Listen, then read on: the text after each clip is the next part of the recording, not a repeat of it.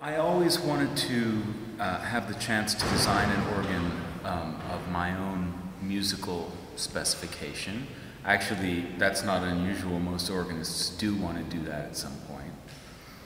But as my career evolved, it was clear that I wanted to try to take my playing and music in a different direction than what is traditional for organists. And I was always ambitious to have a place in the concert hall, which is really not the domain of the organ or the organist. And those artistic, commercial ambitions kind of overlapped with my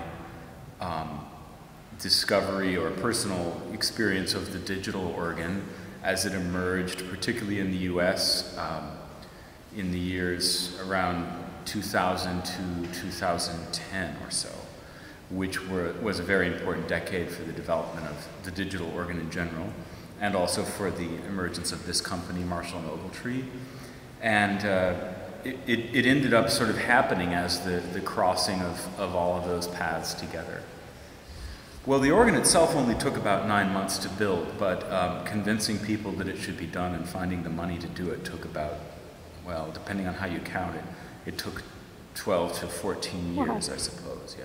I mean, it was definitely a very much a central idea in my mind when I was still a student at Juilliard. So, again, in the early 2000s. Well, it's special in a lot of ways. It's, for one thing, it's traveled all over the world many times. I mean, it was designed to tour, of course. That's why we call it the International Touring Organ. And the design, not just of the console, but of the equipment and the way that it operates, is intended to take advantage of the existing architectural features of the building, which, after all, is also what a pipe organ does, of course, but in such a way that we can create a unique sound installation everywhere that we go, and yet I still have the same instrument to play. Something that's a little different about me as a musician, perhaps, is that I'm intensely focused on the organ itself. The organ, meaning this organ and organ design, for me is every bit as important as music itself. And one could actually almost make the argument that the music I play is intended to serve the demonstration of the organ. I think that's true. It's really organ design that is my actual passion. So I don't necessarily pay as much attention to the individual concert halls as, say, a singer might.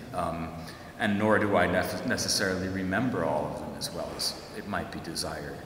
But I definitely remember the support that I received from, of course, the audience and the presenter, and just having that as a part of my history is what I remember. The fact that I got to play at the Kurhaus is more important to me than whatever it was that was hanging on the walls.